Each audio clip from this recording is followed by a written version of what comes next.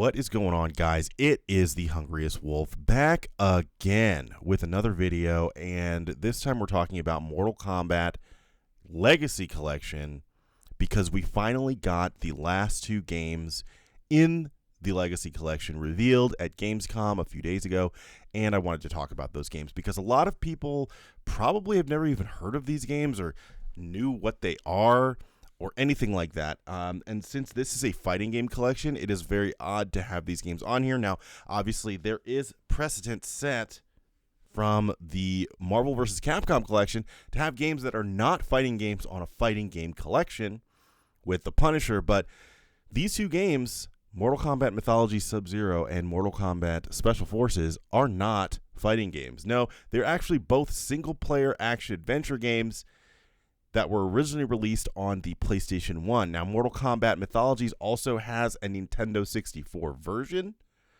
so I'm actually curious which version is going to be on the collection, or if both versions will be on the collection. Who knows?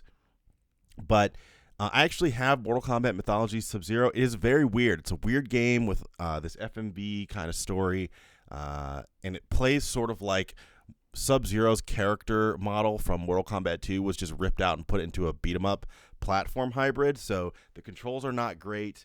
The game is it's interesting, and it's sort of like a weird novelty. It's one of those things where it's like, oh yeah, you know, if you're around, you're like, oh, I remember that. And I think at some point they were going to do more Mythologies games, but this games didn't do well, so they weren't able to do that. Anyway, Special Forces is a 3D action-adventure game where the player plays as Jax. I believe you can play as Sonya, if I'm not mistaken, also.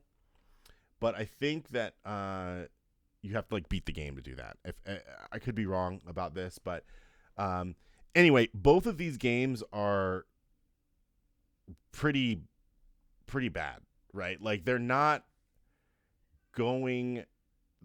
actually games that people like remember fondly.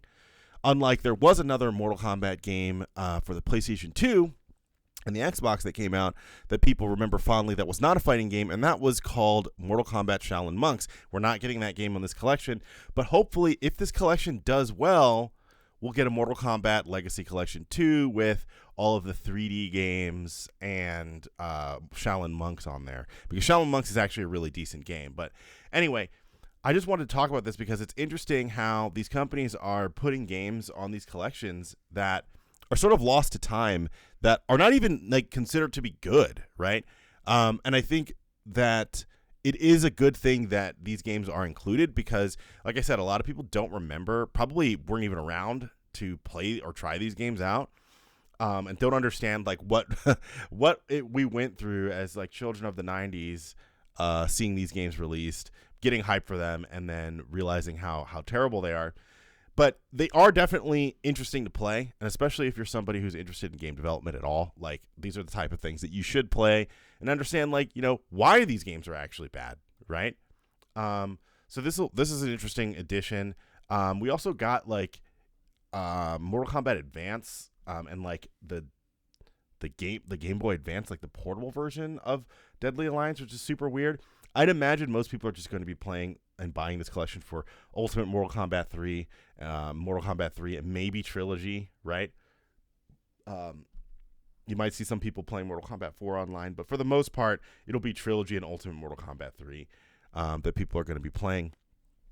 I think the best thing about this collection is just kind of seeing the history of Mortal Kombat. Like I said, it is interesting that these companies are including even like the duds, right? Like we saw in Capcom Fighting Collection 2 that Capcom Fighting Jam was included, right? And they're not just erasing these pieces of history, they're actually like embracing it and showing, hey, yeah, we made this game. It might not be the best game, but it is a Mortal Kombat game, right? And so it deserves to be on this collection. So anyway, let me know what you guys think about this. Let me know if you played Mortal Kombat Special Forces or Sub-Zero. And if you played Sub-Zero, which version do you remember playing?